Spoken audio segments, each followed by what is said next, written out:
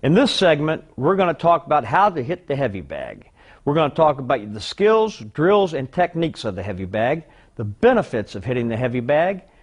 Some of them are excellent release of frustrations, total body workout, excellent cardiovascular workout.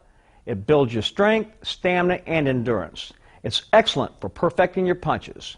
It's the best cross-training workout available today.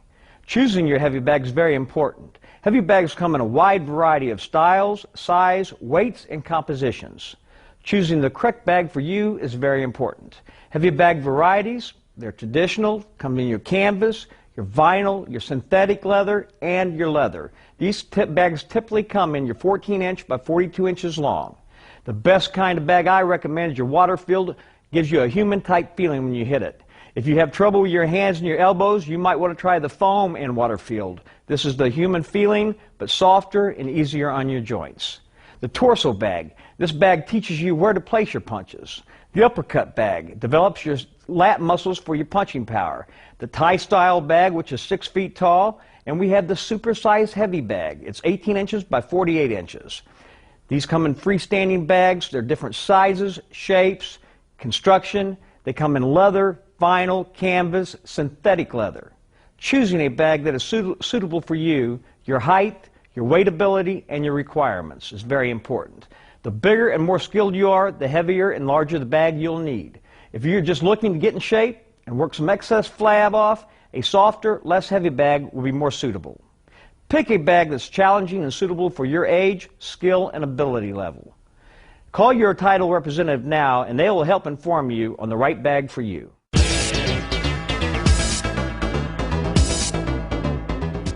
In preparation to hit the heavy bag, you want to make sure that you've done the proper stretching, proper warm-up, and you've wrapped your hands as we discussed earlier. We recommend, and we highly recommend, that you wear all well-padded 12-ounce or higher bag gloves. This title boxing glove is called the Super Bag Glove. This gives you a number of benefits. It helps protect your hands and wrists from injury. It adds weight to help increase your cardiovascular benefits and allows the user to get used to the same weight or heavier gloves than used in competition. Working on the heavy bag, I'm looking for 3 things from a fighter. Make sure he's got the proper distance, his timing's coming together with his power. We're going to start with throwing the left jab, and I have my boxer throw nothing but left jabs. This practice right here, Harold will start throwing a jab, and I'm looking for his feet, his shoulder, and his timing. With each jab, he throws harder and quicker. That's it. Get it right back. There you go. Now look at the shoulder coming in behind the power. Beautiful. Good jab. Harder. Beautiful. Now we're going to talk about the right hand. Remember, if you're a new boxer starting out, it's very important that you bring your hands back as fast as they go out. That gives you the snap to your punch. We're going to talk about the practice of 2 different right hands. A straight right hand, which Harold's going to throw, and a looping right hand to even get more power on. Beginning with, he's going to throw a straight right hand, and I am looking at his foot as he twists his hip into it, and his shoulder. Notice his shoulder comes up to his chin to protect himself. Then as he starts to loop a right hand, he throws it over the top and gets more power, keeping in mind that he brings it right back as fast as he sends it out. Beautiful. That's the difference of a straight right hand and a looping right hand. We've talked about a power jab, a quick jab, a right hand, straight right hand, a looping right hand to get more power on it. Now we want to talk about the most difficult punch in boxing. That's the left hook. It's the most difficult because it's the hardest punch to learn to throw. The left hook takes a combination of several different factors. First and foremost is your feet have to change position. When you're in the boxer's stance, when you get ready to that left hook, your right foot has to come up a half a step and go flat-footed to catch your weight. You have to twist your body to get this part of your body and catch your weight with that right side of your body. So instead of from the back way with the right hand, we twisted to the front. This way we're going to twist to the right. And you swing that left hook and get it back. That's the idea. Harold's going to demonstrate how you throw a power left hook on the heavy bag by shifting his balance, shifting his feet, and throwing the power left hook. There you go. Snap it right back. Snap it right back. That's it. Bring it. There you go. Do it again. There you go. As you see, the more timing he gets, the more power he's getting. That's beautiful. There you go. Do it again. Get all the weight on it. Switch that weight. That's it. There you go. Put that shoulder into it. There you go. Put that hip into it. There you go. Do it again.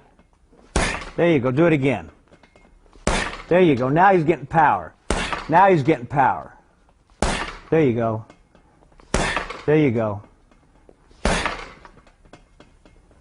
One thing I want you to be observant about the left hook is when you throw that hook, make sure your hand is hitting solid.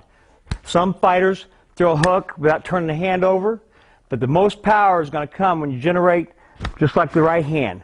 Turn that hand up, hook over. The elbow's square with your chin, and you're protecting your chin with your shoulder. Once again, let's try that one more time, Harold. All the way through. Punch to it. That's it. Turn it over. Turn it over. There you go. There you go. There you go. Come on. One more time. One more time. There you go. Time. All right, remember, after you've learned to throw the left jab, the power right hand, and the left hook, I finish my boxer off with combination punching. What I do here is have him go 3 minutes nonstop, throwing nothing but power combinations. Forget about the technique. This is developing stamina and punching power. As Harold works out in this bag, you'll see what I mean.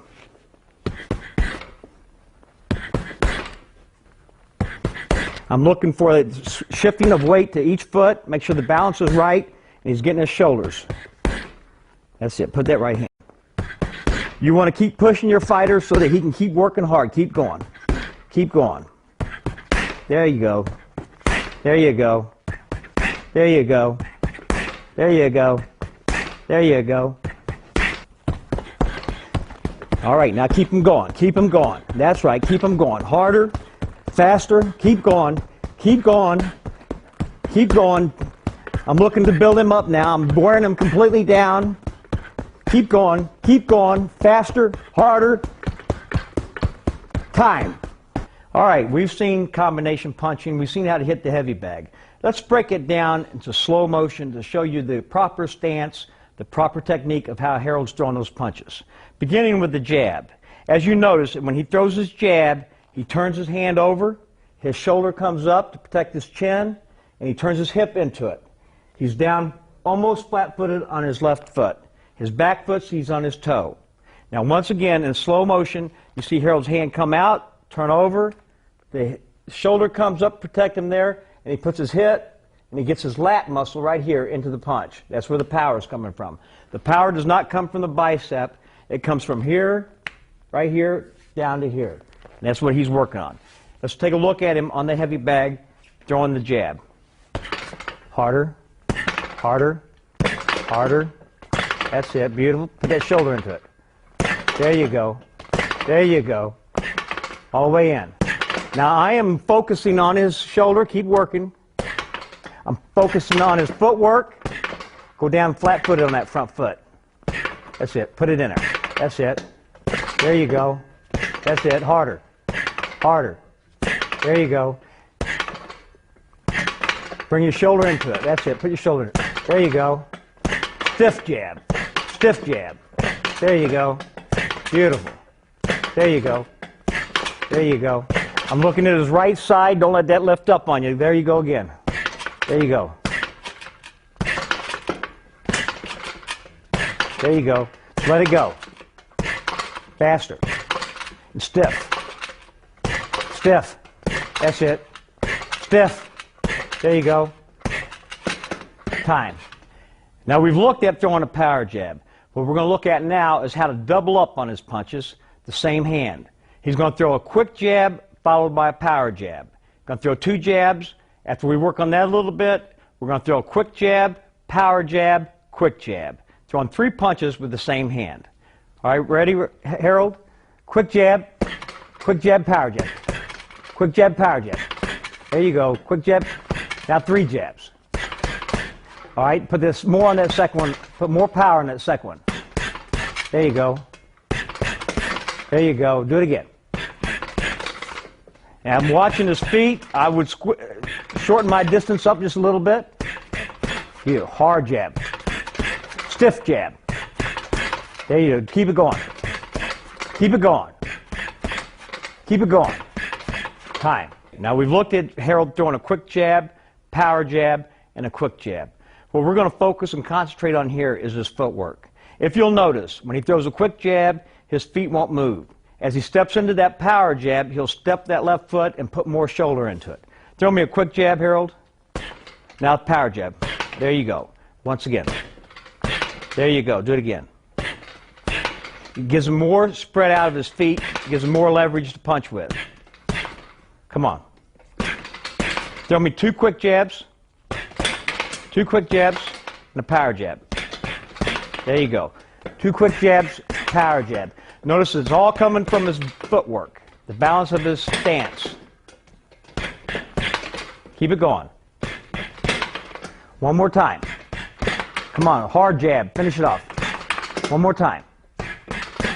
There you go. We've talked about throwing quick jabs, power jabs. One thing I'm going to teach you before you stop today is how to throw that jab to the body. Never start with a jab to the body. Always start with a jab to the head, and as you go down to the body, you've got to bend those knees, and you've got to bring that right hand over to catch it, to throw that jab to the body. Practice a jab to the head, Harold, and then drop down and throw a jab to the body. That's right. All in one motion. Bend those knees. Get down there. Get down there. That's it. Do it again.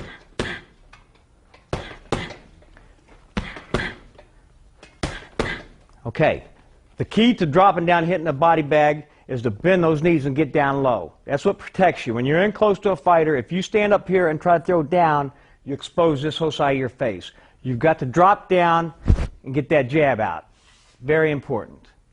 Okay, Harold, we talked about throwing the left jab, power jabs, quick jabs. Now I want you to concentrate and focus on a straight, hard right hand. The key to making this successful is throwing that right hand, twisting the hip, shoulder comes up to the chin, and you come right back. It's the snap of the punch, all one time. Let's see you do that on the bag. Right back. Snap it back. There you go. See how fast his hand goes back. That's it. Beautiful. Straight. That's it. That's it. Faster. That's it. Now put some shoulder into it. There you go. Put some shoulder into it. There you go. There you go. Beautiful. Keep it going. Keep it going. Time. We're going to talk about the looping right hand. We were just throwing a hard, straight right hand. Now we're going to talk about a looping right hand. A lot of times when you fight a boxer with a European style, straight stand-up style, he'll have his hands like this. The purpose of the looping right hand is to loop it right over the top and to pass it over his hand. So when Harold has his hands up and his hands are high like this, I'm going to throw that hand and loop it over the top with my elbow.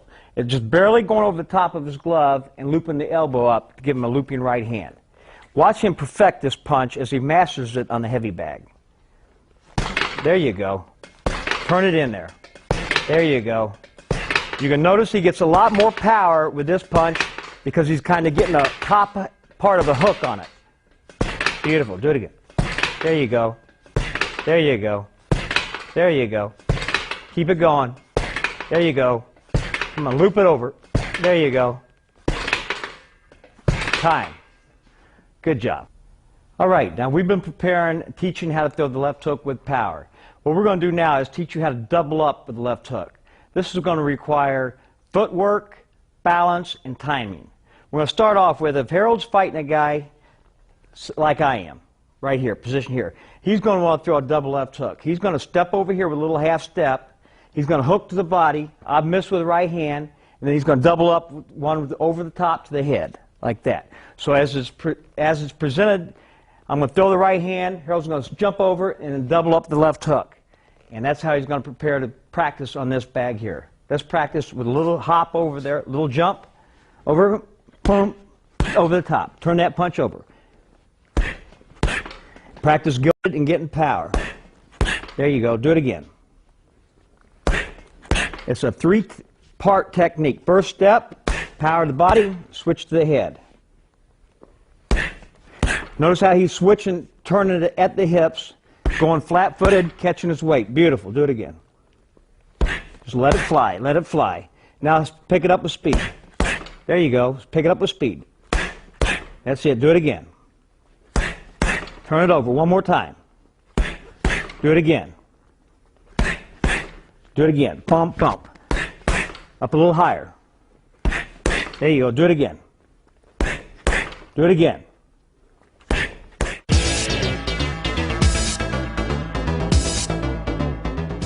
Okay, we've talked about the assortment of punches.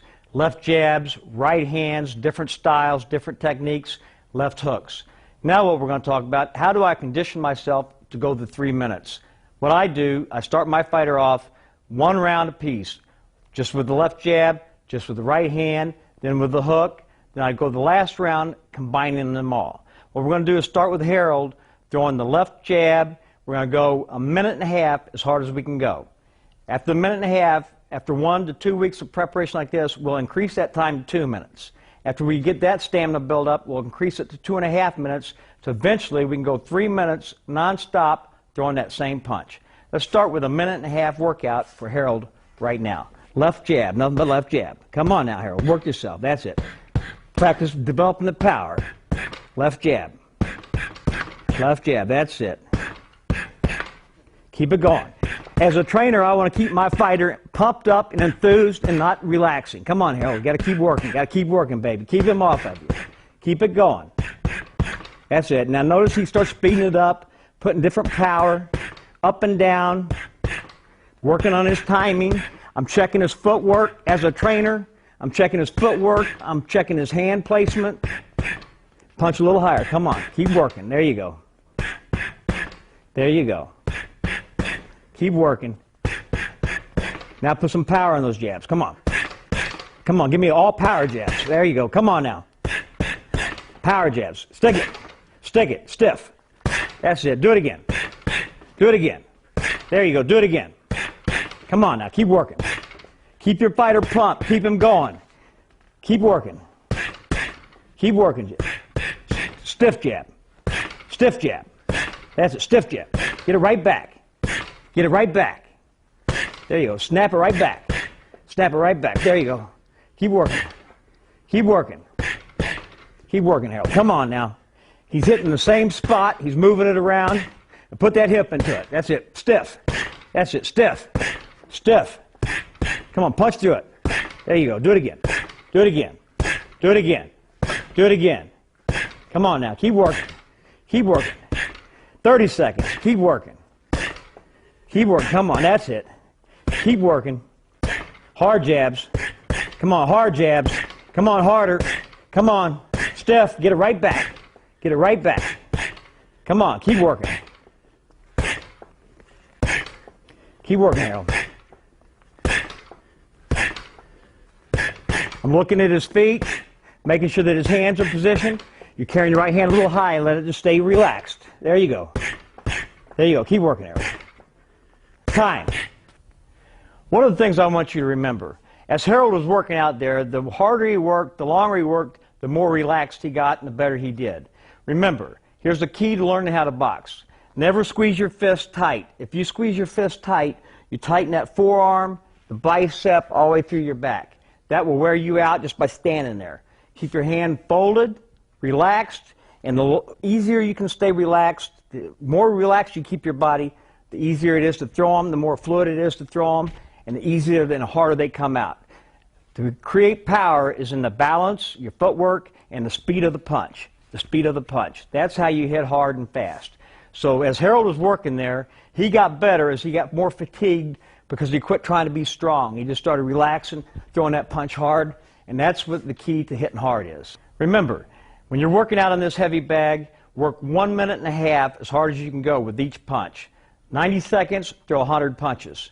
Throw 100 left jabs, 100 right hands, 100 combination punches. Work that punch, work that bag, develop the power, learn to stay relaxed, and push yourself.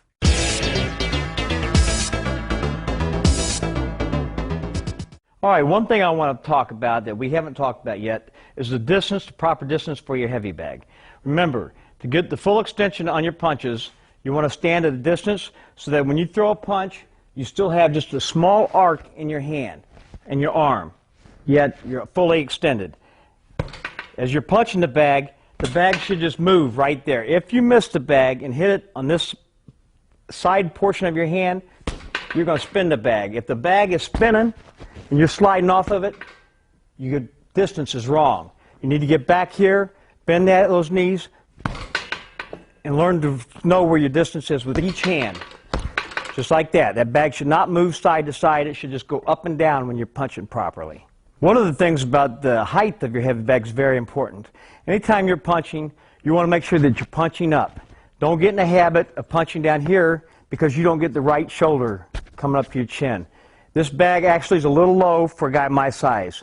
I would want that bag to where I'm punching the bag, I'm hitting it right in the middle, and I'm lifting my arm up. Every time you punch, your arm should go up to your eye level or higher.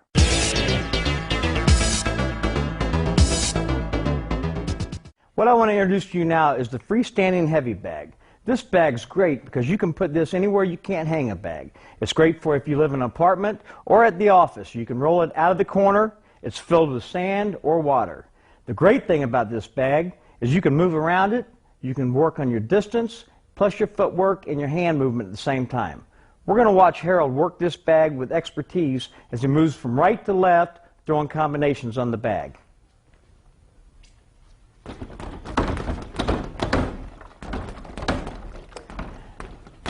Notice he moves right to left, throwing punches as he moves, turning his hands over.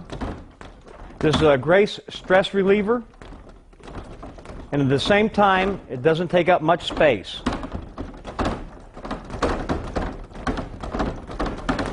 This bag's great for beginners or juniors.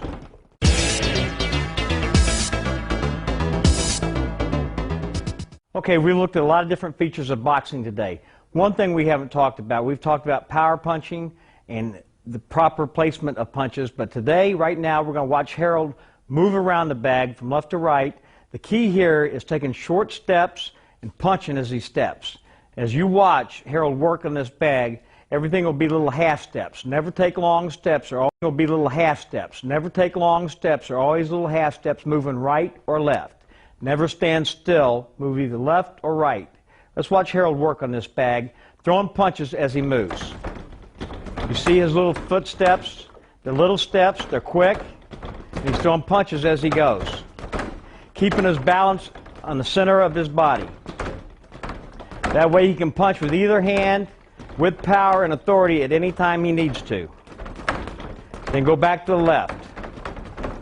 Both hands, alternating hands. Notice that his feet stay the same distance apart all the time. If he goes to his left, he steps to his left. If he goes to his right, he starts with his right leg going first. Then watch as he turns to his left. His left foot steps and his back foot follows. If he takes a half a step with one foot, the other foot takes a half a step. Never getting them too close together. Beautiful footwork, masterful boxing. This way he's in position to punch no matter where he's at.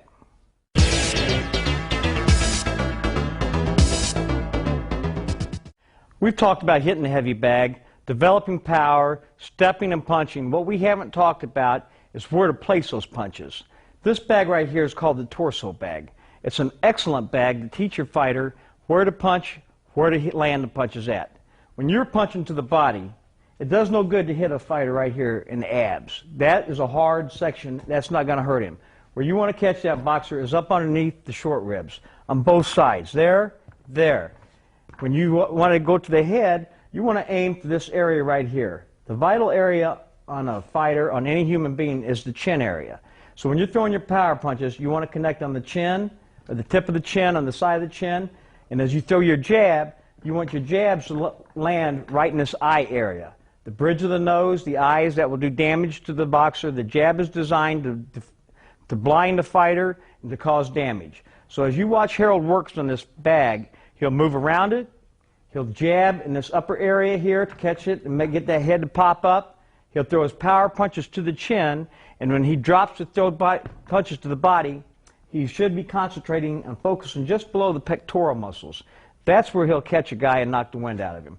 These punches down here are designed just to get a boxer to open up and make him move his ribs, or drop his elbows down and make him move his hands. Let's watch Harold move around the bag and throw punches and combinations. As you see, he's looking at and he's placing his punches right where he wants them. This bag gives him the benefit and the features of a human being. This is also a great bag for the apartment, for the office. It can be moved out of the way. It can be filled with sand or water to give it the stability that it needs. As Harold is moving around the bag, he's stepping in short steps. He's placing his punches. The head moves in a realistic form. When he throws his uppercuts, you can see the head snap back.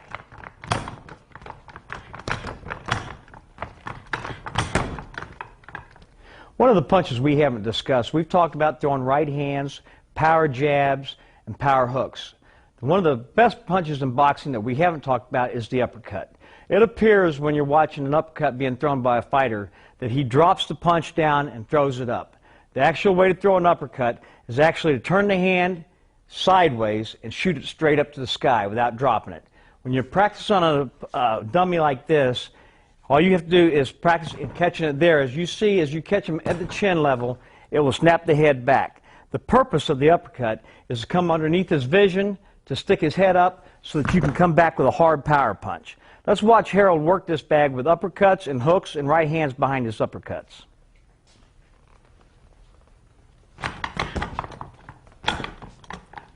Notice how this bag gives a realistic look to how the head will bounce back. The flexibility of the head is how a fighter's head will bounce, and pick the head up with the uppercut to throw the power punch behind it.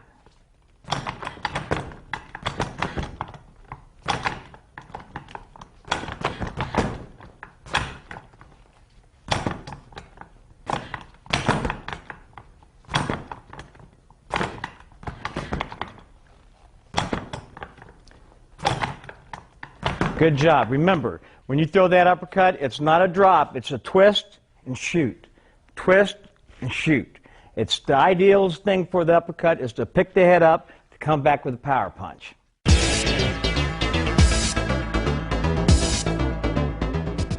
Okay, wrapping up our segment here, we talked about all the proper techniques of hitting a heavy bag. Let me reiterate some of the benefits. It's an excellent release of frustrations. It gives you a total body workout. It's an excellent cardiovascular workout. It builds strength, stamina, and endurance. It's excellent for perfecting your punches, and it's the best cross-training workout available. Remember, when you're working out in the heavy bag, you'll never have another 3 minutes like it in your life. So keep on punching, and we'll see you at the next segment. Title Boxing's got you covered with 16 action-packed videos to get you in the best condition of your life. Boxing and conditioning experts Danny Campbell, Michael Rutherford, Jeff Finnick, and Russ Anber put you through the paces to show you everything you need to know to improve your speed, strength, agility, and stamina. How to wrap hands, hitting the heavy bag, medicine ball, obtaining the edge of speed, interval training, punching at angles, advanced techniques, explosive speed and power, mastering the basics, Punch Smith's secrets, getting bigger and stronger, dynamic speed and thrust, counter punching, working the corner, defensive skills and drills, body punching, and more. Get only the ones you want, or get maximum impact with the entire series. Get the secrets of over 80 years of combined boxing and physical training experience in one action-packed video series. Where do you get it? Exclusively at TitleBoxing.com. TitleBoxing.com. If we don't have it, you don't need it.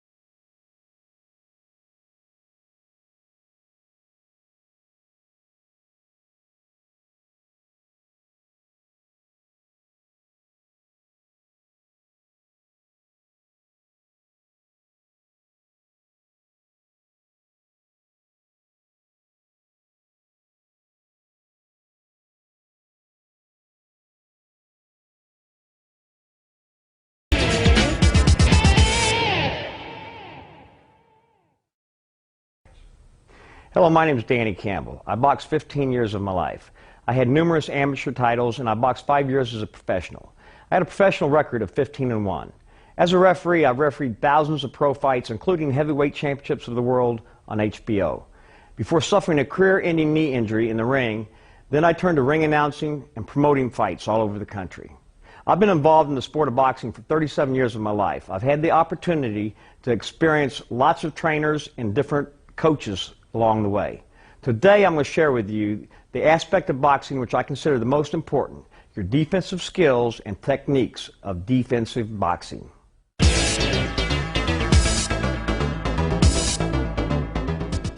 Right now we're going to talk about the importance of safety.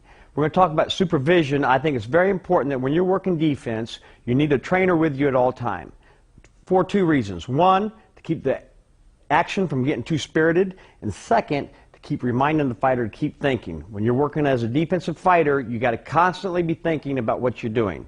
Right now, I'm going to show you some of the equipment that we use when we're working defense. First and foremost, I think the fighter should wear his mouthpiece. A fighter, when he trains, should have this mouthpiece in from the time he starts shadow boxing to the time he takes a shower. He's got to get comfortable with this mouthpiece. Second and foremost, I'm going to introduce my protege, Greg Sheffer. Greg is new to the boxing game. He's been boxing now about 6 weeks. We put some professional boxing gloves, title boxing gloves, 10 ounce. I prefer my fighters to wear these when they're working defense, because this is what they use when they're in the ring. I want it to be as close to live action as possible. Right now, I'm going to put the mouthpiece. I insert the mouthpiece in his mouth. I've got Greg that feels good and comfortable.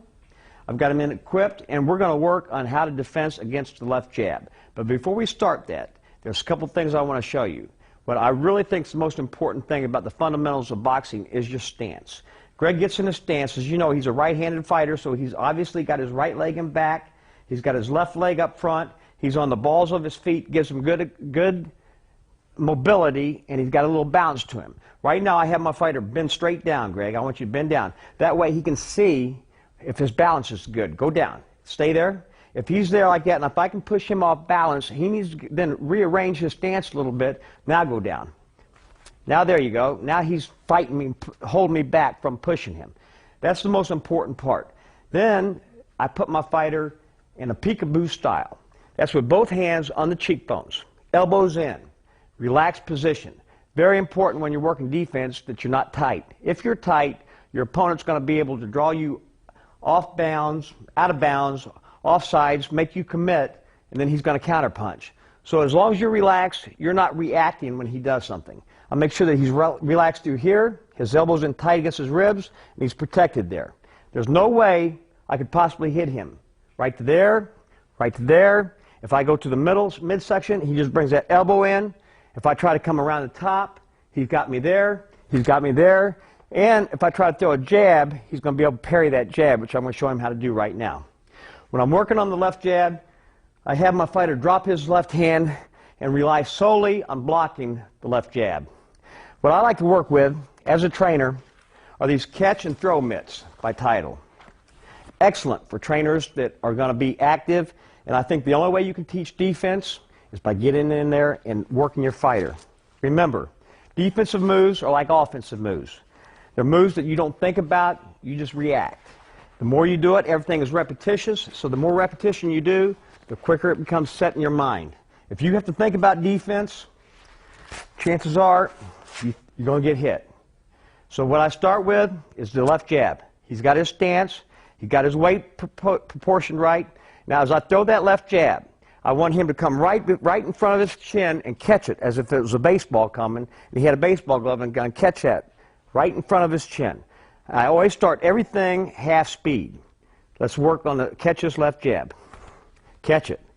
Now I want you to throw a left jab at me. I'm going to show you exactly how to stop it. Throw it. Stop it. I want you to put it up there and stop it. Throw it. Throw a little intensity. If I let it go, now try to hit me right there in the chin. You can catch that jab right there. Don't get in the habit of going over here, because if you go too far, you've got to bring your hand back. The key is, if he feints me, and you feint a jab at me, and I accidentally go for it, I can still put my hand back before he can throw that punch. So now, put your left hand down. As a beginner, I'm going to show him how to catch that jab. Ready? Half speed. Beautiful. Now come into it a little bit. And if I feint, see how he went down? That's why he's tight. Relax. Catch it. You have plenty of confidence because you can see it coming.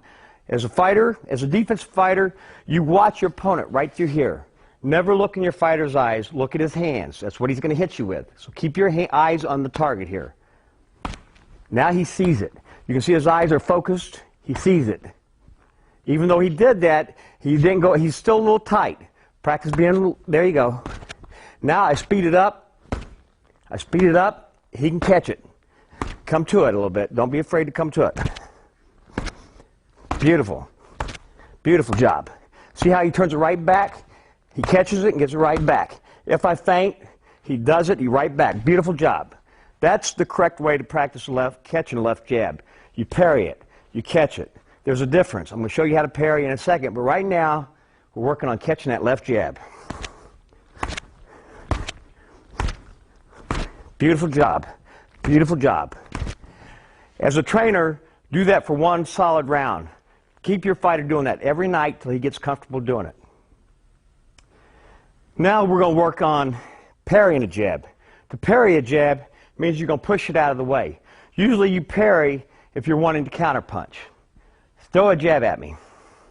If I was parrying, instead of catching it, I'm pushing that punch down, and I'm going to throw a punch afterwards.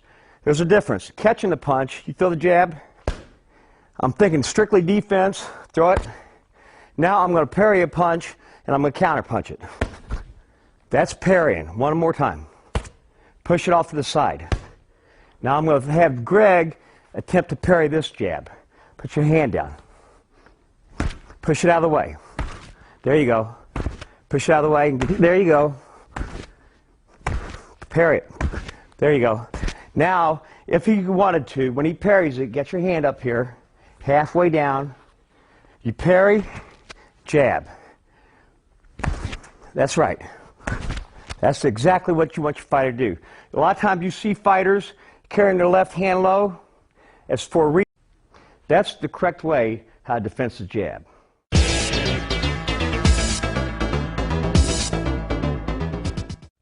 Okay, we've talked about defending the left jab.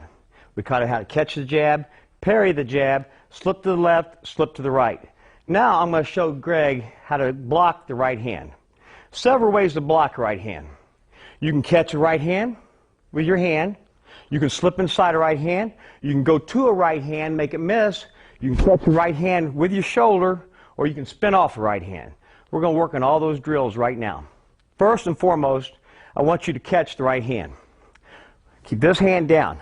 Anytime I'm teaching defense, I eliminate my fighter as if he's damaged in the fight and he has to rely on one hand, one side of his body to work. That will make him a better fighter. As I throw a right hand, I'm going to let you throw one at me first. I want you to throw a right hand. But throw it at my chin like you're trying to hit me. Throw it. Throw it. I'm catching that right hand just like I did the jab. I'm catching it.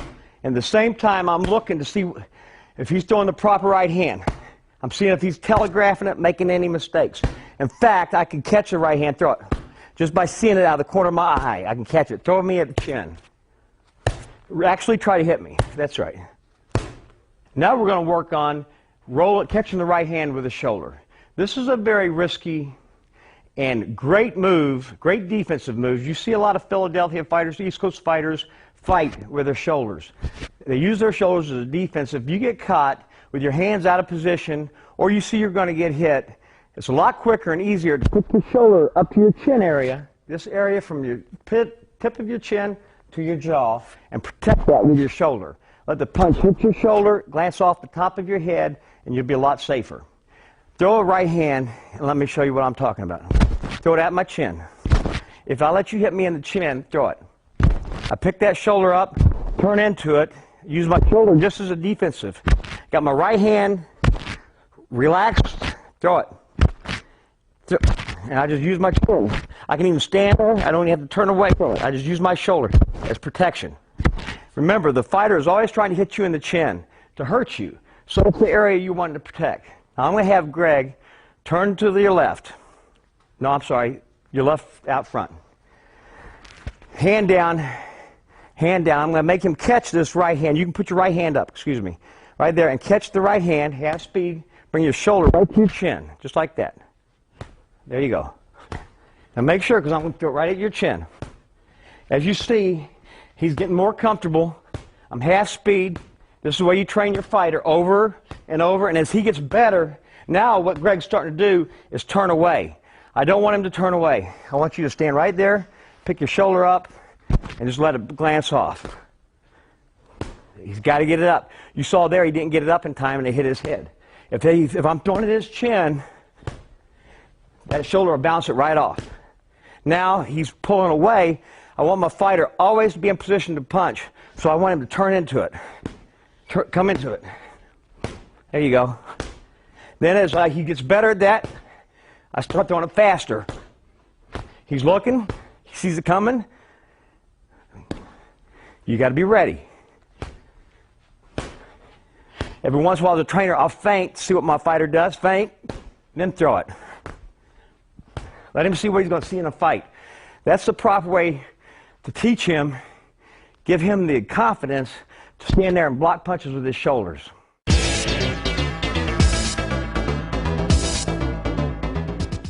Okay, so far we've learned it against the right hand.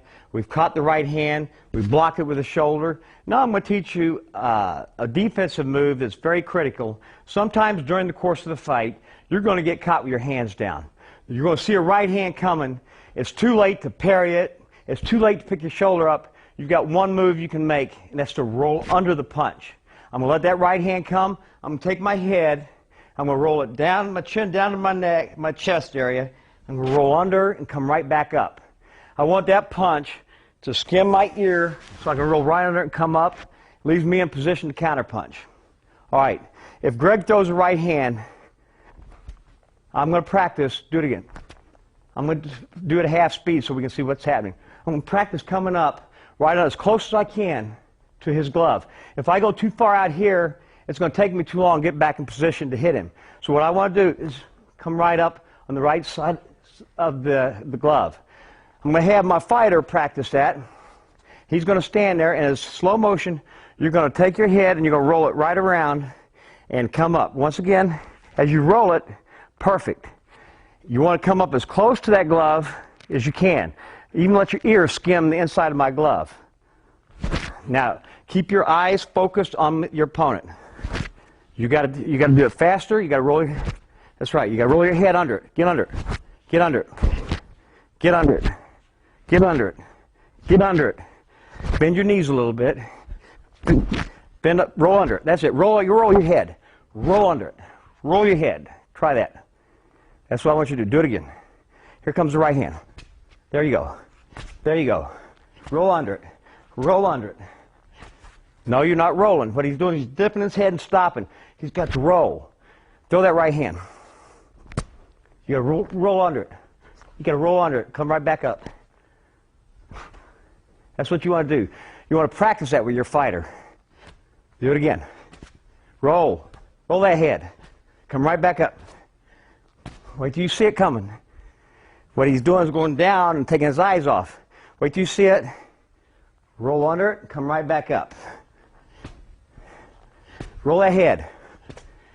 When you make the defensive move, make it quick. Boom. Roll. Don't down here and stop. Come up. It's going to be one solid move. There you go. Come on. Roll it. There you go. Roll it. Roll it. Roll it. Roll it. That's a good job. I would work on him on this round after round after round till he perfected it at a better rate, better speed.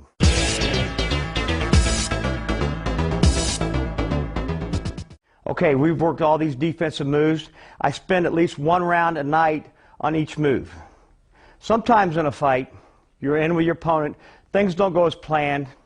I don't have time to parry the punch. I don't have time to catch the punch.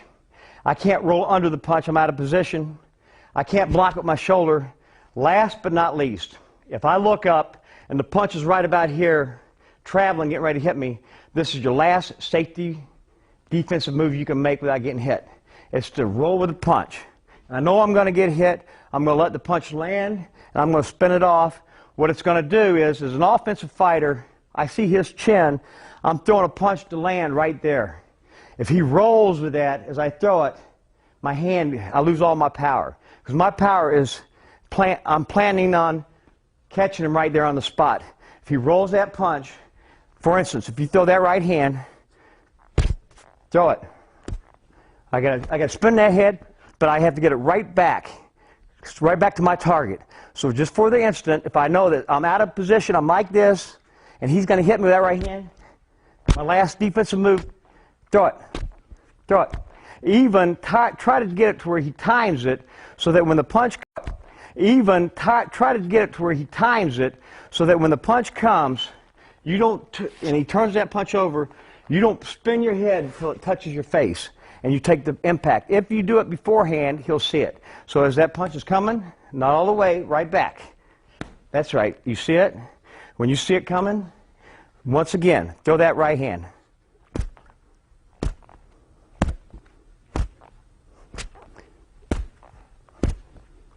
I make my fighter work it over and over and over. That's your last defensive move.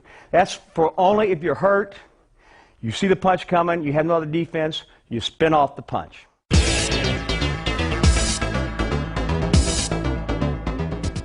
Now we've talked about how to block the defense of the left jab, Greg. We've talked about blocking the right hand, slipping the right hand, rolling the right hand.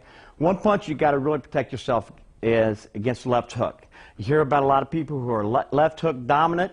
If you're fighting someone who's left hook dominant, you got to know what to do with it. The best way to kill a left hook is to go to the left hook.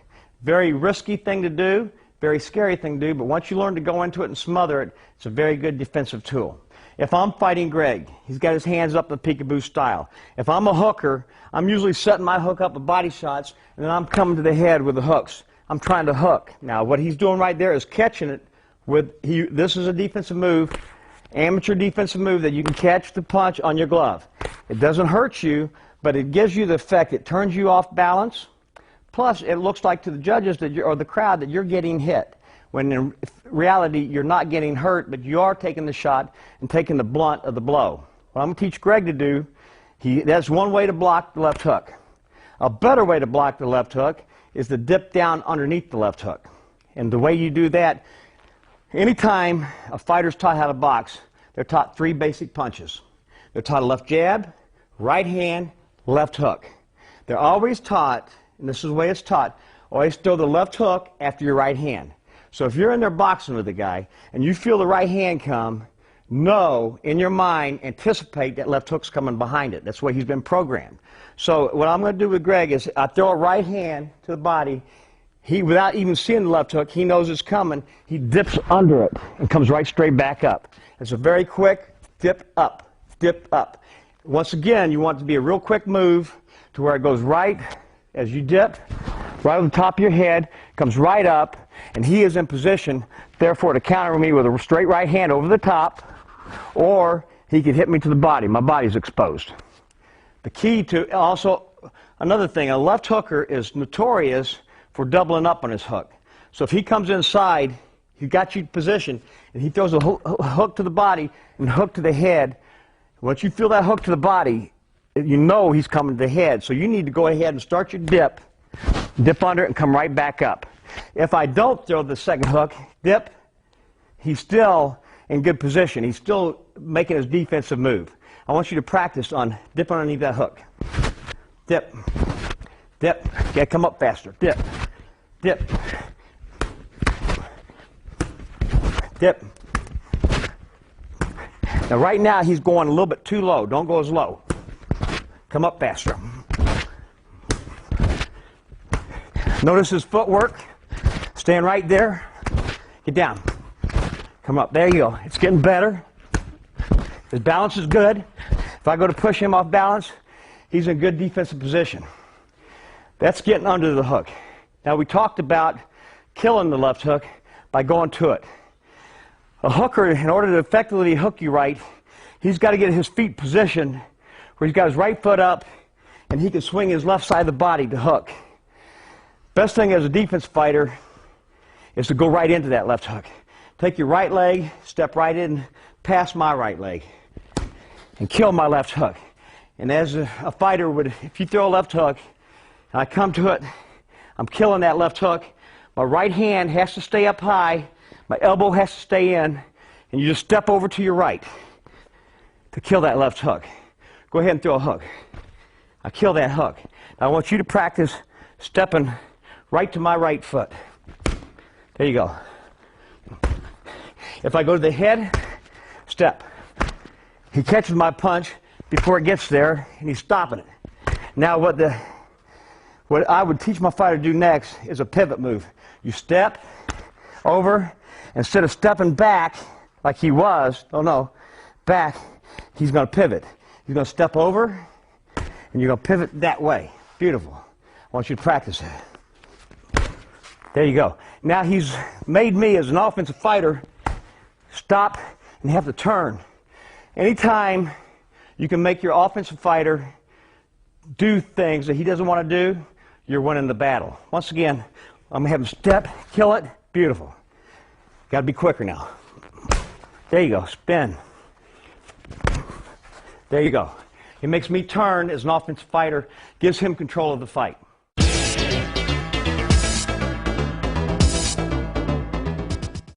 Last but not least, we're going to talk about defense against the uppercut. The uppercut is the most deadliest punch in boxing. Reason why you don't see it coming. It comes from underneath. Usually it's out of your perspective, your zone that you're looking at, and you don't see it coming, and it's a very effective punch. There are ways to defense against an uppercut. Usually you know an uppercut's coming, especially if a guy slips inside your left jab, he's in here. One of the most deadliest punches when he's inside is to shoot the uppercut at you. Well, the way to block that is the same way you blocked the jab, only it's not coming up high. You're going to block it right here. You're going to take your right hand, you're going to catch it right here in front of the right like that. You're going to catch it and get right back, because I'm going to come, but you don't want to come down. You want to catch it right here. Throw an uppercut. Well, let's not do that. Let me throw uppercuts at you. There you go. Now he's catching it. He's staying right where he's at. He's seeing it. The thing I don't want him to do is to reach too far. I feint. Sometimes your fighter gets tight. He reaches like this. You've committed yourself. You got to catch everything right here. If he doesn't throw it, it's no big deal. If I throw a right uppercut, he's catching it. See?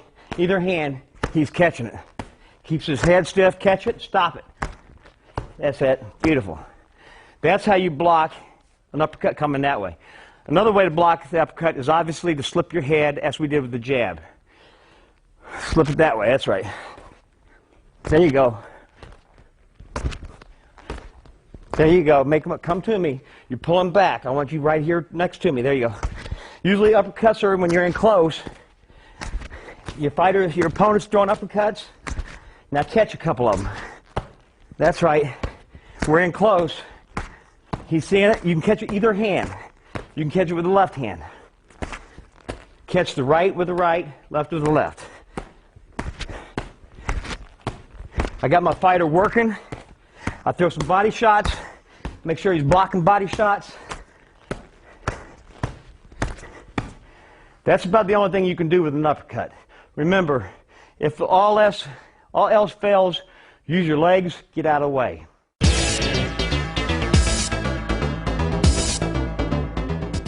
Okay, Greg, right now I want to work with you on how to block body shots. See body shots coming. Your hands are in your peekaboo style. Now, as a body puncher, your hands up like that, either I'm going to try to come down, I'm either going to drop and throw a straight punch to your body. You can use either elbow. I prefer to go in, never go away from a punch. Come right to it. Use your elbow. You see it coming. You see me down. You're throwing it. Use your elbow. That's it. Block it. That's it. Come right to it. If a hook, come the other way. Come right to it. See how he just brings his elbows in is what I'm looking for. Now, fighters, a lot of times you'll see them loop punches, trying to get you to open those elbows up. The correct way is just take your elbow, drop it down. That's it. Not very far. You notice he doesn't take his hand away from his jaw. He doesn't want one of these, so he's protecting himself. And I'll just throw punches, looping punches at my fighter all night long, getting him used to blocking. See it? Block it.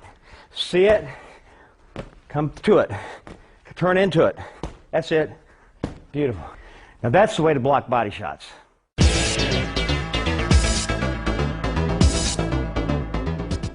All right, we've talked about defensive skills and techniques in boxing. I want you to remember one thing. I always think your best defense is an offense. But if you watch a fight, 2/3 of the fight is fought in a defensive posture, 1/3 is your offense. So you should spend at least 2/3 of your time in the gym working defense. If you're a good trainer, if you really want to learn to box, learn how to work a defense. Name of the game. The art of the science is to learn how to fight defensively, stay close enough to your opponent so you can hit and not be hit back. Title Boxing's got you covered with 16 action-packed videos to get you in the best condition of your life. Boxing and conditioning experts Danny Campbell, Michael Rutherford, Jeff Finnick, and Russ Anver put you through the paces to show you everything you need to know to improve your speed, strength, agility, and stamina. How to wrap hand, hitting the heavy bag, medicine ball, obtaining the edge of speed, interval training, punching at angles, advanced techniques, explosive speed and power, mastering the basics, punch-net secrets, getting bigger and stronger, dynamic speed and thrust, counter punching, working the corner, defensive skills and drills, body punching, and more. Get only the ones you want, or get maximum impact with the entire series. Get the secrets of over 80 years of combined boxing and physical training experience in one action-packed video series. Where do you get it? Exclusively at TitleBoxing.com. TitleBoxing.com. If we don't have it, you don't need it.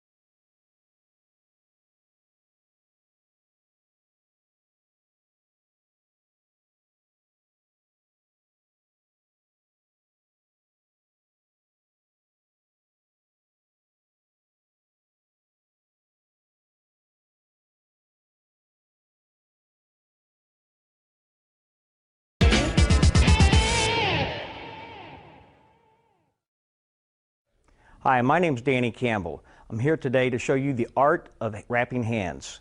I had 150 amateur fights, losing only 12. 15 pro fights, losing only 1. I never was a world-ranked fighter, but I did have the opportunity to work out with lots of world champions and world-ranked fighters. Throughout my journey, I was able to live with trainers and other people in the boxing industry where I learned my trade. Today, I'm here to show you the art of hand wrapping.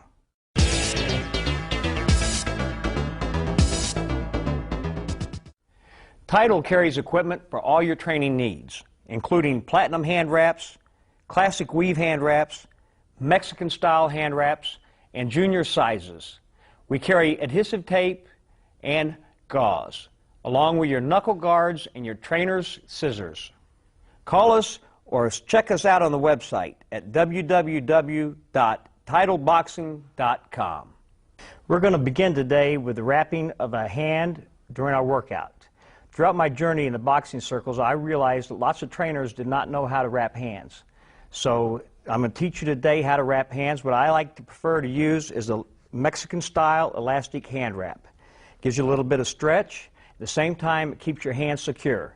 The hand wrap is designed to keep your bones, your small bones in your hand from breaking, from jamming knuckles or wrist injuries. So when you have your trainer wrap your hands, or if you are a trainer, you want to make sure you wrap your fighter's hands. This gives you the opportunity to psych your fighter up for a good hard workout, and during a fight, helps you see into his mind and make sure that he is focused on what you want him to be thinking about.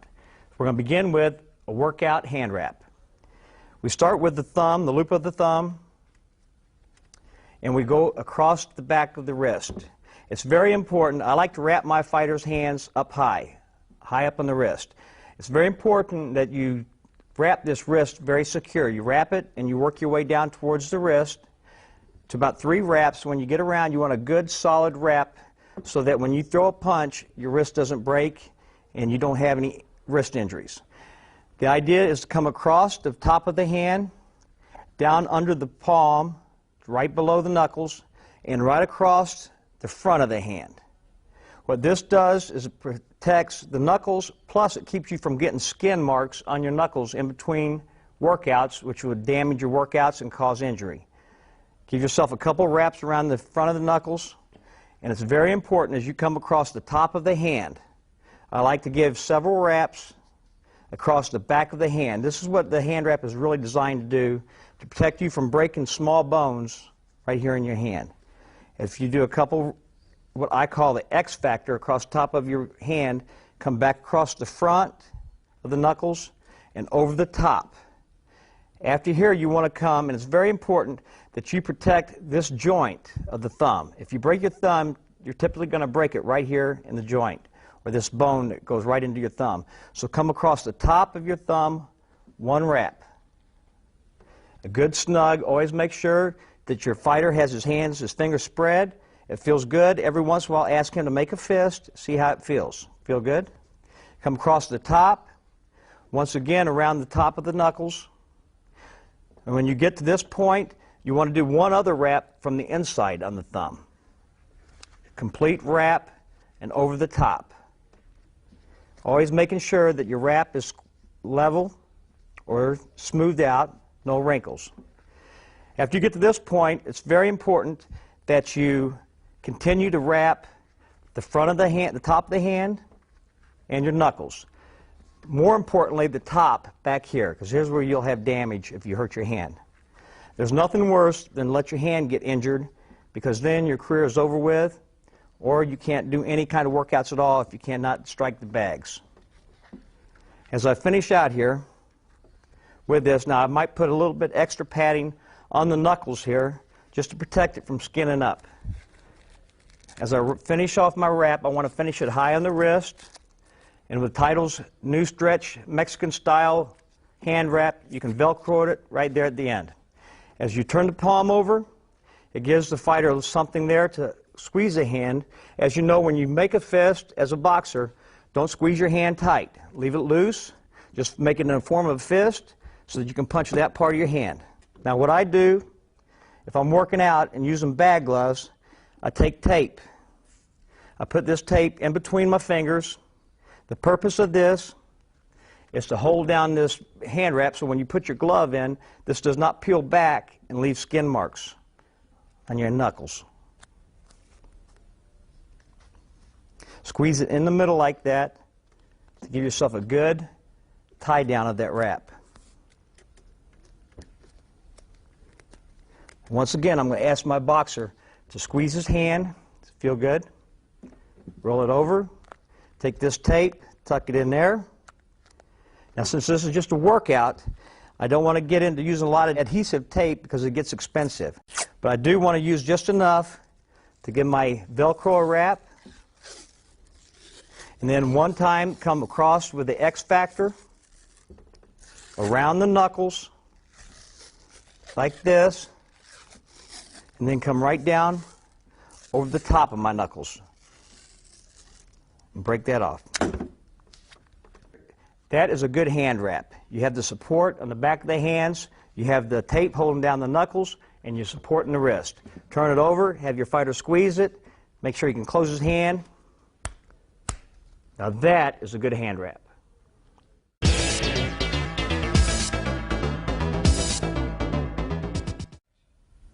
For all my boxers, I recommend the knuckle guard. Title makes a platinum knuckle guard that protects their hand from damage and injury. The way you apply the knuckle guard is you start off with a hand wrap. Remember, as a boxer, your hands are your most important asset. You don't want to damage them, so take all precautions to get you a knuckle guard right out of the gate. Don't wait till you have damaged hands before you get one. If you have hurt your hands in the past, I highly recommend them. They'll take a lot of the jolt off of your hand. Give yourself a couple of wraps before you apply the knuckle guard. It slides right in between the fingers of the boxer's hand all the way to the front of the knuckles. Sometimes you'll have your boxer, this is a brand new one, it's not really broken in.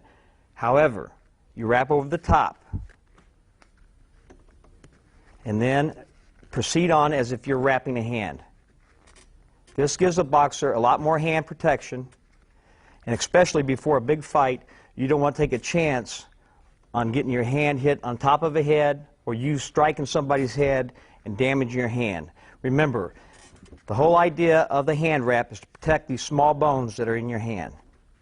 When you wrap your hand with the knuckle guard, you'll feel a lot more protected, and it'll give you a lot better grip. As we finish off our hand wrap, as you can see, there's protection all the way back to the wrist with this knuckle guard. They don't allow these in competition, but as a boxer, your hands are your most important asset. Do everything you can to protect them. I highly recommend when you buy your first set of hand wraps that you purchase a knuckle guard to go with it.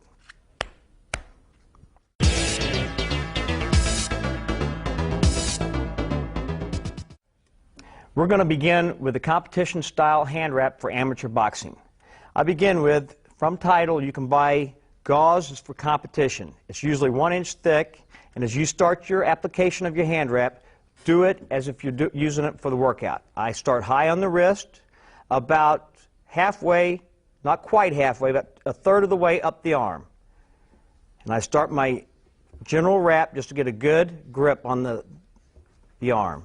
Then I'll work my way down. Now with gauze, you have to be careful because you can stretch that too tight and cut off the circulation to your boxer's hands, therefore making his arms tired throughout the fight. So throughout the process, I'll ask my boxer how it feels to him. Come back over the knuckles. I'm just laying my outline, and as you can see how tight that is, I might loosen that up a little bit. Usually with gauze, if you get it too tight, it's going to be right in here on the side of the hand. How does that feel? Good? Once again, I'm going to go across the back with the X Factor, over the top of the knuckles, and back across the top of the hand. I'm going to make one light loop around the thumb, underneath the wrist, over the top, come back around the palm, underneath the knuckles. And from this point, I'm going to come up under the thumb with one more wrap.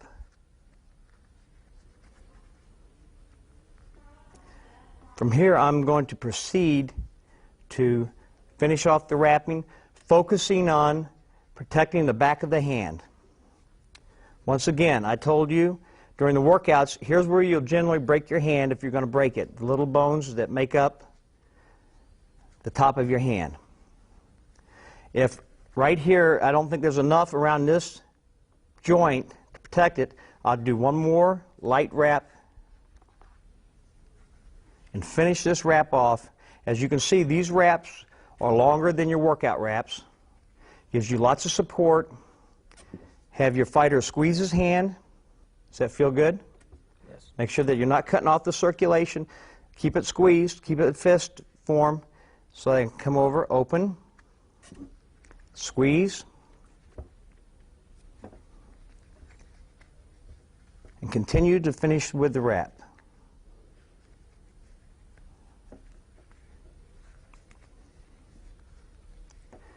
I like to get plenty on the wrist. Remember, when you're wrapping hands, you're not wrapping your hands as a weapon. You're wrapping your hands to protect them from injury. With the way Title makes their equipment today, you don't have to really worry if you go through the proper procedure of hand injuries. Finish out on the wrist. In amateur boxing, there's a limit to how much adhesive tape you can use. You can use one wrap around the top of the wrist, completely around the hand, like that. And then you need to take you a couple strips. In amateur boxing, they will not let you put any tape on the palm of the hand. So take you a couple strips that are about 4 inches long.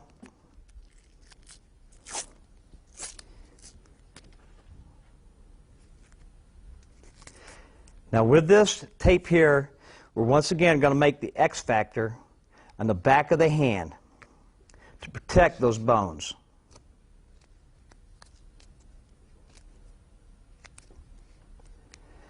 Then, since you can't go around the hand, you will take off one more strip about 3 to 4 inches long, and you will wrap it right over the top of the knuckles and stop it right there at the sides. It's always good before you wrap a hand to ask the boxing commission what is allowable. This hand right here is a good competition hand wrap for your amateur boxing.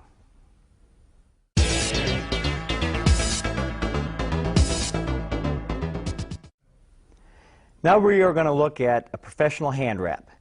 I always take my fighter and massage his hand a little bit, make sure the blood is flowing into his hand. This is a great time for a trainer and his boxer to look each other in the eye, get a read on your boxer, what's on his mind mentally. It's the most important part of the fight before the fight. Gives me an opportunity to talk to the boxer and really know what's on his mind, to see how tense he is, if I need to tighten him up a little bit, or if I need to relax him a little bit. I started off by preparing these patches of gauze that I am going to use for the knuckle. I did that by just unraveling a hand wrap and slowly going back, make myself a little patch. I use an entire roll of gauze as such. After you do that, you'll end up with a result like this.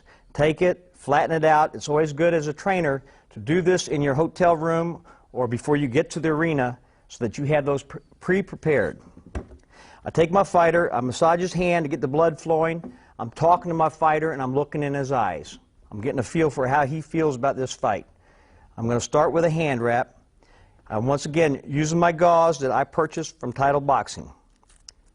1 inch width, and I'm going to start 1/3 of the way up the arm. Ask the fighter how he feels. I like to get plenty of wrist support on that wrist.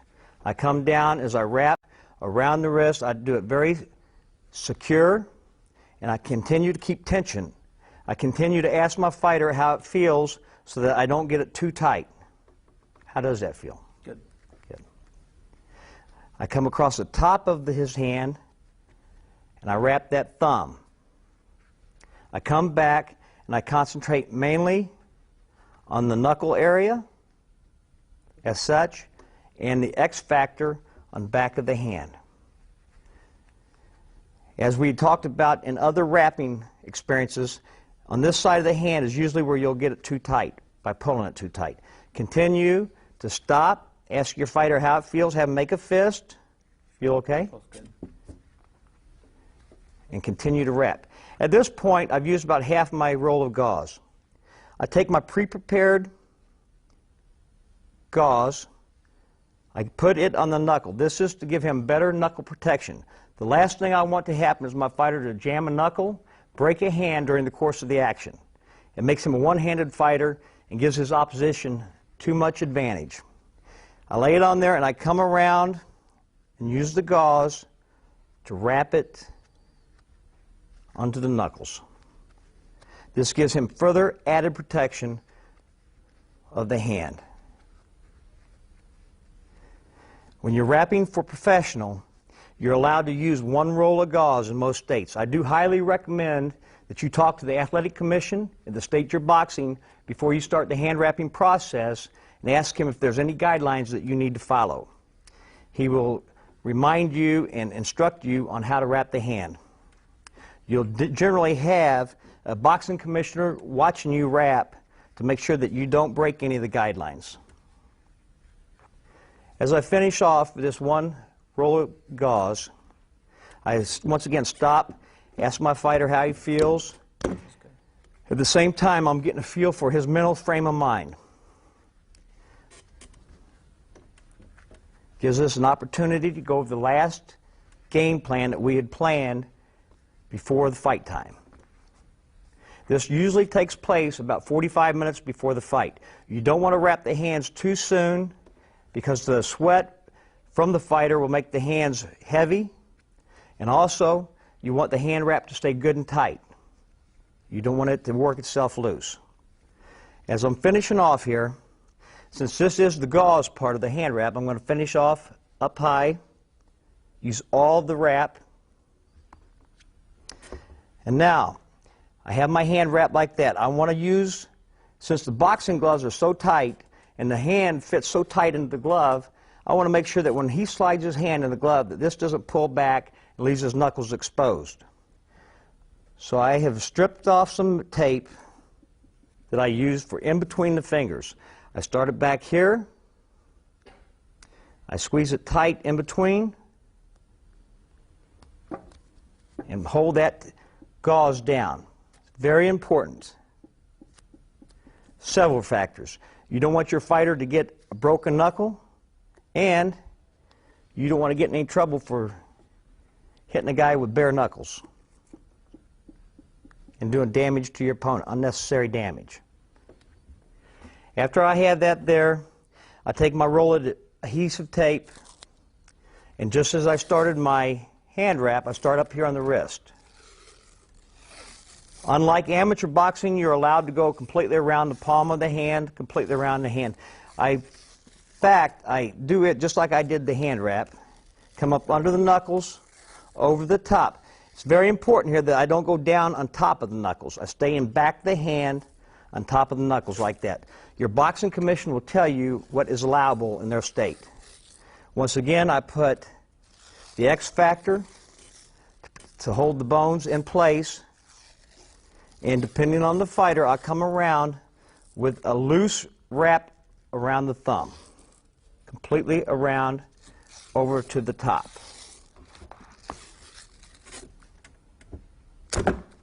Now, in some fighters that I have, they're tremendous punchers most of the time. Just for precautionary measures, I'll take my tape and I'll give him some extra padding on the back of his hand. As I said before, I don't want my fighter to come back in between rounds and tell me he's broke his hand or he's got hand damage. That's going to give the opponent too much of an advantage. To finish off, I once again give a wrap focused on the crisscross over the knuckles, but not down on top of the knuckles. And I finish off at the top. Make a fist. Remember, if you're making a fist, you don't have to squeeze hard. You're going to be hitting that top part of your hand. I just want to mash it down. Now that is a professional hand wrap.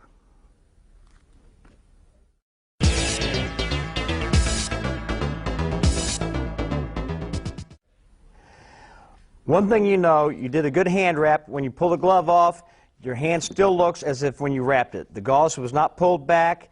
It's still very tight, compact. What you need when you buy your hand wrap and your gauze from Tidal, make sure you purchase a set of scissors, a pair of scissors that is flat on the bottom to protect your fighter from any kind of cuts, and you cut off this tape. This hand wrap would be impossible to unwrap.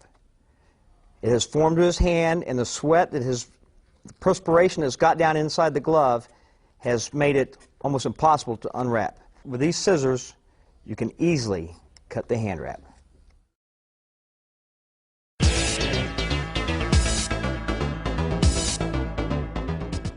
In this segment, we just learned how to wrap your hands. Remember, your hands are your most important asset as a boxer. Take your time to learn how to wrap your hands properly and do it often, because if you take care of your hands, they'll take care of you. Tidal Boxing's got you covered with 16 action-packed videos to get you in the best condition of your life. Boxing and conditioning experts Danny Campbell, Michael Rutherford, Jeff Finnick, and Russ Anber put you through the paces to show you everything you need to know to improve your speed, strength, agility, and stamina. How to wrap hands, hitting the heavy bag, medicine ball, obtaining the edge of speed, interval training, punching at angles, advanced techniques, explosive speed and power, mastering the basics, punchnet secrets, getting bigger and stronger, dynamic speed and thrust, counter punching, working the corner, defensive skills and drills, body punching, and more. Get only the ones you want, or get maximum impact with the entire series. Get the secrets of over 80 years of combined boxing and physical training experience in one action-packed video series. Where do you get it? Exclusively at TidalBoxing.com. TidalBoxing.com. If we don't have it, you don't need it.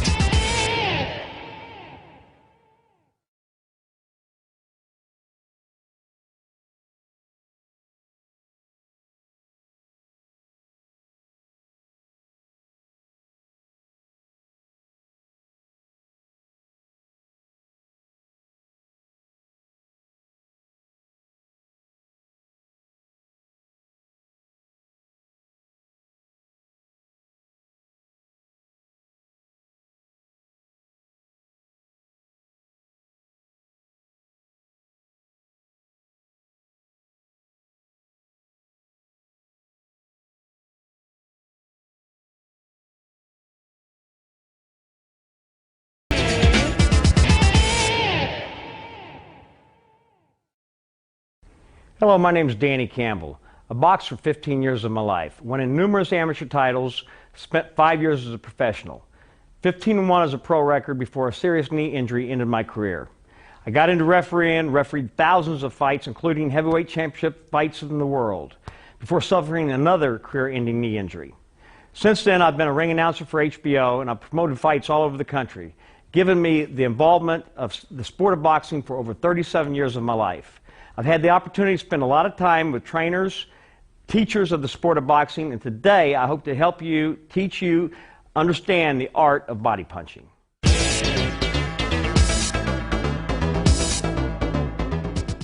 Okay, what we're going to talk about right now is the art of body punching. Remember, in today's times, there are very few great body punchers. People that come into mind, Bernard Hopkins, the great middleweight out of Philadelphia, great body puncher.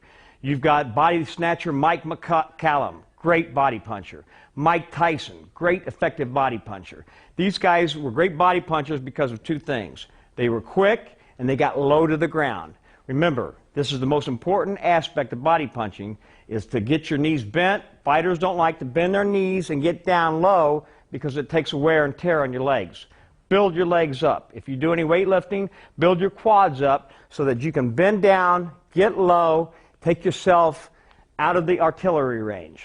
Right now we're going to work on some of the different types of body punches. We're going to begin with the right hand of the body. One thing I want you to remember, when you're throwing body punches, don't expect immediate reaction.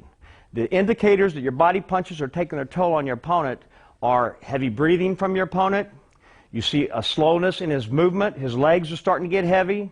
His arms get heavy. You see his arms start coming down. Give your body punches 3 or 4 rounds to take effect. You'll see that you become a much greater fighter, and the key to body punching is if you kill the body, the head will die. We're going to start with the right hand to the body. The correct way to throw a right hand to the body, you're in your peekaboo stance, is to bend your knees and get down so that I'm eye level with my target. This way, it takes me out of the range. If I stand up here and throw a right hand to the body, my right side of my face is exposed for a left hook or any punch my opponent wants to hit me with. So what I have to do is bend down deep so that he can't hit me, he can't see me. I drop out of his side of vision, and I throw a straight right hand as if I'm throwing it to the head, but I throw it to the body. One of the keys to this body shot is where I'm placing it. It's not so much to hit him to the body. He'll probably more than likely have an elbow there. So I'm either going to loop this right hand, where I go down and loop it out over to get him to pull his elbow back, or I'm going to throw a straight right hand to the midsection and come right back up. I get down, throw it, back up. I get down, loop it, back up. As a fighter, I would work on this drill over and over. I bend down, I check my balance. I check my feet to make sure that my toes are pointed the right way. One of the real keys here, and one of the most important things, how I suffered a knee injury was my right foot. Fighters tend to carry the right foot, what they call in the bucket, with the toe turning out. If you do that, you see the position of my knee. It limits me to being able to punch with power. Plus, if I do happen to go down, the knee will buckle, chances of tearing a ligament there. So I make sure that my toes are pointed forward. I go down, I'm flat-footed here, my weight's right in the middle, and I'm on that toe, so I can twist into it. I can twist into it. That is the key to getting low. So practice, make yourself drop, shoot, up, drop, shoot, up, drop, loop, up. Do that round after round until your legs get stronger and your balance gets better. You'll become a very effective body puncher.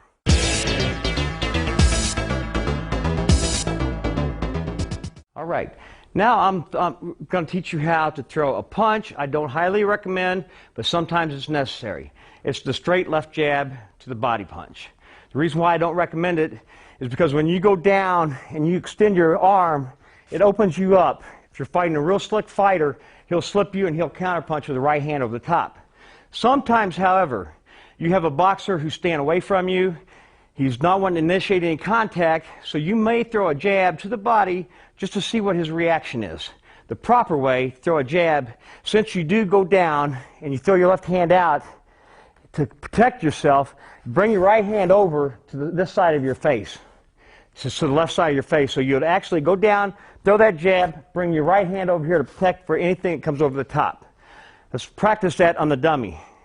Remember, the left jab is not a power punch. It's just a punch to make your opponent do something. So if I'm here with my opponent and I'm going to practice jabbing, I'm going to bend over. Excuse me, you're not going to bend down like you would a right hand. You're going to bend over at the waist, your right hand protecting, and shoot the jab to the body, right back. Shoot the jab to the body to get your opponent to react. Once again, I don't bend straight down. I bend over at the waist. Shoot. We'll look at it one more time. Bend over so that I'm lowered myself, and I can shoot at the same time, bring the right hand over. Protect that side of my face. I don't have to worry about the right side, because if I did, I could do that and protect myself. To develop power, I bend over, shoot. Bend over, shoot. Bend over, checking my right hand. All one motion. Then right back. That is the proper way to throw a jab to the body.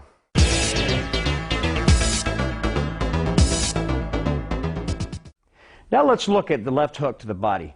Joe Frazier became famous for left hooks to the body. He was a master at doubling up with hooks. He always started to the body. You want to think two things. Most people start at the body, finish with the head. A great combination to work with is start at the head, finish with the body. Something to work on as you're working in the gym. Right now, to throw a left hook to the body, to throw a proper left hook to the body, you want to position yourself two different ways. You got to get your feet under you. You're in with your opponent. You wouldn't throw a left hook out here because you'd have to open yourself up to hit to the body. So you obviously have to take a little half step over to position yourself to the right side of your opponent. When you do that, you can change that weight and just go to the body. It's very important that when you're down, you lift your elbow up. The palm of your hand is vertical with the floor. So you're down, lift it up, you dig it. The area I'm looking to hit is right here underneath the short ribs of my opponent. I don't want to hit him down here in the waist because that's not going to do any damage. It's going to hit his hip bone. It's good, it's effective over a long period of time, but if I'm wanting to make immediate reaction and let him feel it, I'm going to hit him right there, right on that first rib with that middle knuckle. So I'm here with my opponent. I step over both feet. I come with a hook. Hit, drive it in, arc it just a little bit. Practice it again. Do it till you master it. It doesn't have to be a hard punch. It has to be placed perfectly. Perfect place is that top rib just underneath the chest. Just got to be there. After you get better at that, practice 2 hooks to the body. Practice 2 hooks to the body, right hand. Stay down low. Get yourself down. Check your balance. Make sure you've got your balance under you. Place that punch. The good thing about this, I can either hit it over the top or I can turn my hand as an uppercut position, pick up. Easy punch. A lot of times you see fighters in clinches and you see them easy shot to the body. You don't realize the effect it's having, but he's not trying to hit hard. He's trying to place the punch. Place the punch. It's all the way you turn your hand. I either turn my hand over, drive down, or turn my hand with the palm to me, pick it up. Pick it up. Not hard, placed. That's the key throwing good body shots.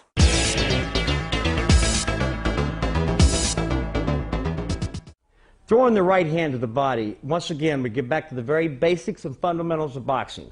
I check my footwork. My toes are pointed the right direction. I've lined my opponent up. I've been throwing punches to the head. He seems to be blocking everything. He's an opponent that carries his hands up high. He blocks all my punches. So I'm going to obviously try to drop down, throw a body punch. The most basic right-handed throw is a straight right hand to the body. First one you should learn. The way you properly throw that right hand to the body is you bend straight down. A lot of fighters have a habit of bending over or bending halfway down and doing them combined. The key is to bend straight down, keep your body straight. My feet are pointed the right way. I'm flat-footed on my left foot, and I drive a straight right hand to the midsection and back. Once again, I want to drop down below his firing range, clap, back.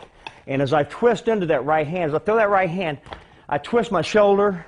I throw it as if I was throwing a right hand to the heavy bag or his head. I just throw it to the midsection. So I practice this half speed. As a trainer, I'm making sure that my fighter drops low enough. As I said, boxers don't want to bend their knees because it takes more effort, more work. I'm keeping relaxed in the upper half. I drop, throw it, get it right back. Drop, right back. I can stay here. I can come up on this side. I can come up on that side. I can pivot out. Lots of different defensive moves. But in this move here, I'm dropping down, right hand, looking for a left hook to the body. See where I'm positioned? I can hook to the head, keep my right hand where it's at. I can drop down, throw a right hand to the body, come up, throw a right hand to the head. I'm positioned for that. Key is, once again, is to get low. Drop, pump. And then when you put it all together, it should look something like this.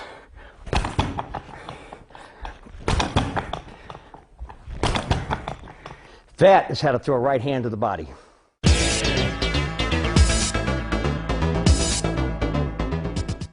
All right, we just learned how to throw a straight right hand to the body. One of the things I really like about this upper torso bag is it gives me an opportunity to place my punches where I want to place them. The real key to throwing a body shot is not the power of the punch, it's the speed and the precision of the place and target that you hit. What I'm looking for now is I'm going to teach you how to throw a looping right hand to the body. A lot of times you get European fighters, you get fighters with that straight stand-up style with their hands and their elbows in front of them. The only way to get them to move their elbows and drop their hands is make them bring their elbow back. To do that, you've got to loop punches, which is a fair punch to throw, and connect them on the sides. You want to make sure that you don't hit them back here in the kidneys. But a very effective punch, you see a lot of world champions use it, is they drop down and they loop a punch to catch your opponent with the front two knuckles of your hand and drive it home. Same way you throw a straight right hand is you drop. I'm down lower than he can hit me. It's over my head. I'm on my balls of my feet, and I just loop that right hand. Drop, loop that right hand. Drop. And when I say loop, I'm just arcing that elbow up and going around his elbow. Eventually, that fighter will start bringing his elbow down so I can feint, come to the head with the same punch. It's a very effective punch. Drop, loop, put your shoulder into it. Notice that I shift my weight. My weight's here on my left foot. My right foot, I'm driving with the hip. That's the way you make a fighter open his defense.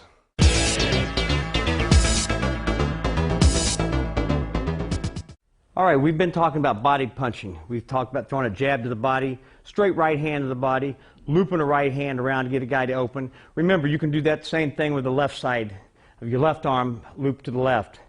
Now, a real critical punch. It's one of my favorites in all-time boxing. It's not the power of the punch. Once again, it's strategically placing your punch.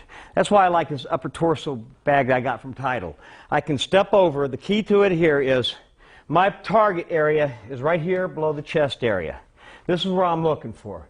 We worked earlier on defensive moves when you're slipping punches. You're slipping punches one way or the other. You slip a left jab, you take a little half step over with my right foot. You see that? I take a little half step over. My front foot follows. I don't even have to bend down as far as when I dip down, I turn my hand in an uppercut position. I shoot for that right under the pectoral muscle. That's where you'll catch your fighter in the short ribs. You've heard the saying, hit him in the short ribs, a little half step, pow, right there, right back. And I'm looking at my opponent all the time. I'm watching his hands. I throw it. I'm in perfect position to counter the head. And also, if you'll see, I'm out of the line of fire. He'd have to turn to hit me. He throws that left jab. I slip it. I'm over here. I turn my hand. I don't drop this hand because you'll see it. I just turn it. Pow! I drive that hip into it. Notice my footwork. Drive that hip into it. Not hard. Let the arm be loose. Once again, full motion. Right there. You got to let go of it. You don't have to be hard.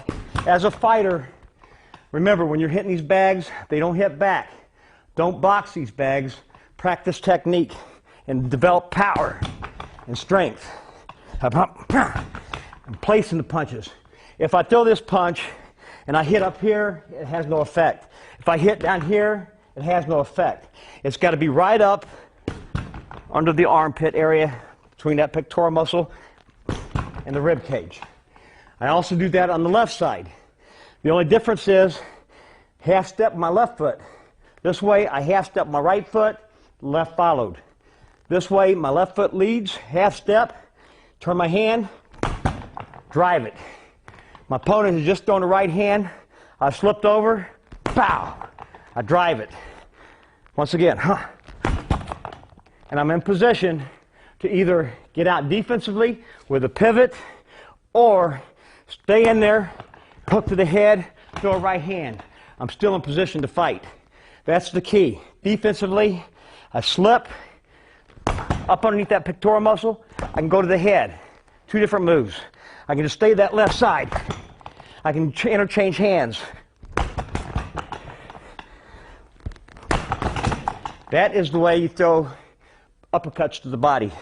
Little half step, position my body, drive. Little half step, position my body, drive. The whole time, staying out of the range of the opponent's punches. That there will make you an effective body puncher.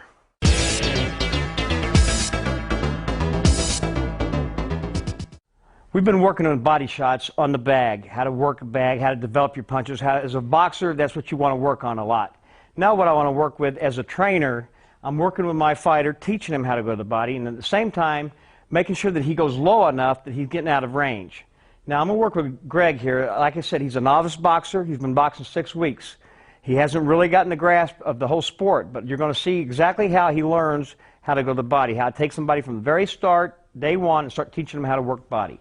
All right, getting into your boxing stance. He's got his feet. He's on the balls of his feet. Now, I'm going to teach him how to, what I want him to do is to drop, and I put my hand over here as if I want him to throw a right hand. I'm a boxer, keeping my hands out here. I want him to loop that right hand.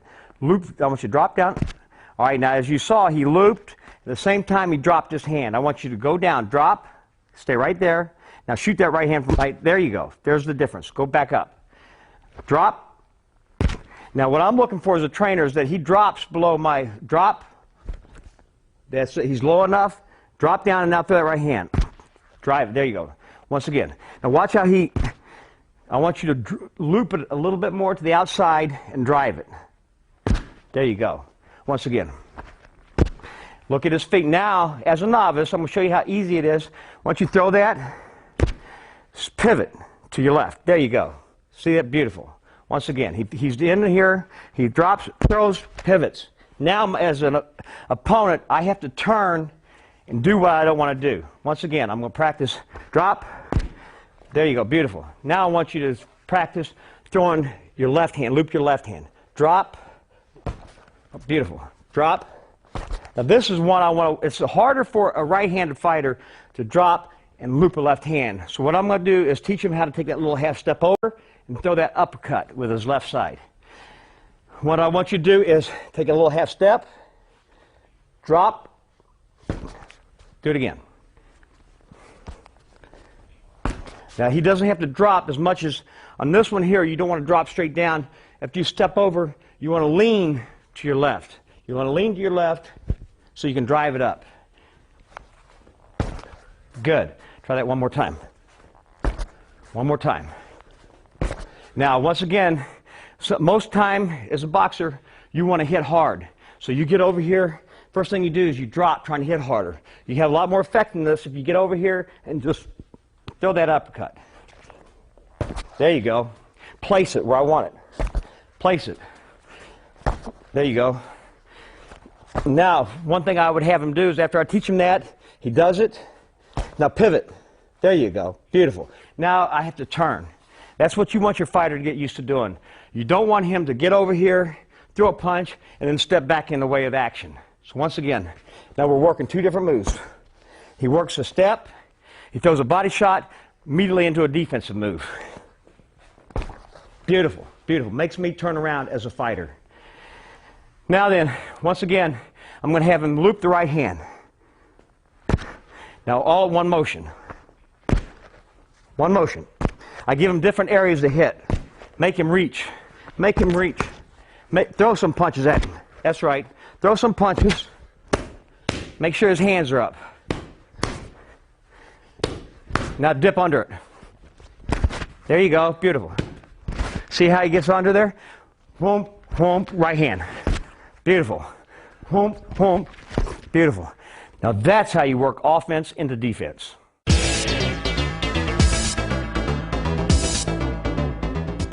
All right, now one thing I want to teach you, this is the last thing we're going to teach on body shots.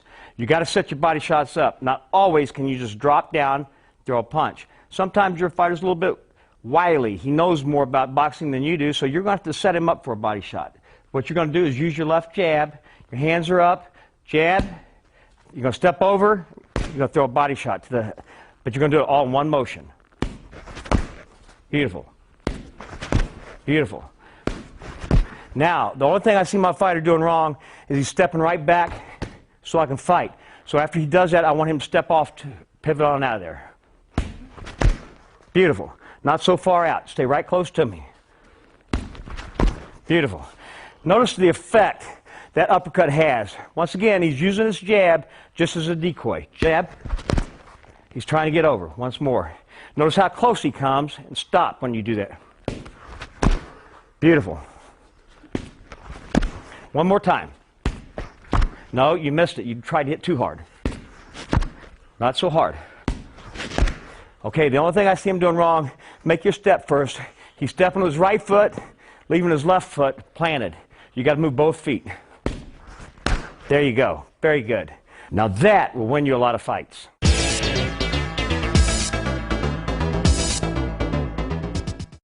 A couple things I want to point out for you trainers out there. If you have a stable of fighters, it's impossible to work with every fighter and not use the proper equipment. What Title has to offer is this Platinum Body Protector. I love it. It's a body shield. It enables your fighter to be able to cut loose, throw punches hard, doesn't have to learn to pull his punches, and he can hit you with all of his velocity. Also, these return mitts. These are very effective.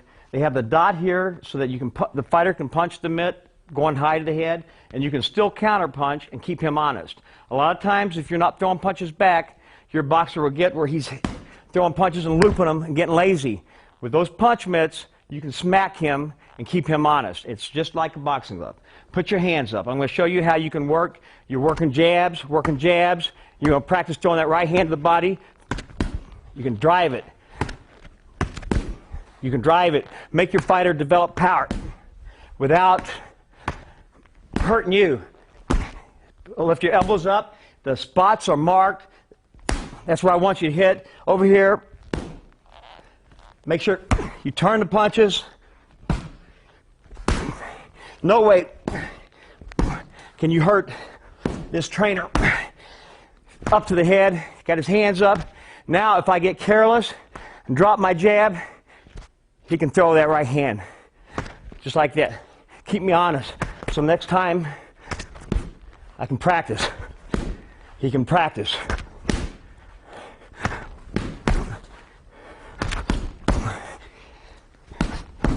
Right there. That will make your fighter work.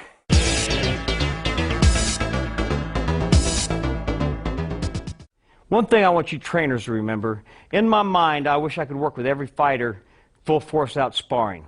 Obviously, my body's too old. I couldn't take the heat every day, round after round. The great thing about this body protector, not only does it protect my body, it's also going to make my fighter work harder throwing punches to the body. He's not going to get away with throwing them to the mitts and not having to throw hard. This is going to develop his power, going to make him get down low and drive, and develop those shoulder muscles and learn to relax with his arms so he doesn't wear himself out. Also, where his hands are positioned, he's great in case I get careless. Boom, boom, to the right hand. Either punch. He's going to make me conscious. I can throw punches to the head, I can throw down. I can pump, work my combination punches. I can bump. All kinds of different techniques. The good thing about it is, if I get careless, my fighter standing here gets careless, I can punch back. So I want my fighter working from side to side, up, side, over here, and working for the full 3 minutes. Keep him working, keep him active, and your fighter become a much better fighter.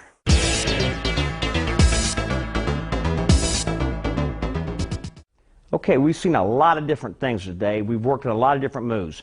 I can't stress to you how important body punching is. It's an art that's kind of been put to the side. Work on it every day. If you're a boxer, you're working on the heavy bag, force yourself to get low. Work on body shots. You as a trainer, make your fighter work every day on body shots. As you've seen today, we have plenty of equipment for the trainers. You have the body shield, you have the punch mitts, you have so many great opportunities. We have great videos. If you like this video, check us out on the web, www.titleboxing.com. We have everything from beginner to seasoned world champion. We hope to see you in the future. When in doubt, punch. Title Boxing's got you covered with 16 action-packed videos to get you in the best condition of your life. Boxing and conditioning experts Danny Campbell, Michael Rutherford, Jeff Finnick, and Russ Anber put you through the paces to show you everything you need to know to improve your speed, strength, agility, and stamina. how to wrap hands, hitting the heavy bag, medicine ball, obtaining the edge of speed, interval training, punching at angles, advanced techniques, explosive speed and power, mastering the basics, punchnet secrets, getting bigger and stronger, dynamic speed and thrust, counter punching, working the corner, defensive skills and drills, body punching, and more. Get only the ones you want, or get maximum impact with the entire series. Get the secrets of over 80 years of combined boxing and physical training experience in one action-packed video series. Where do you get it? Exclusively at TitleBoxing.com. TitleBoxing.com. If we don't have it, you don't need it.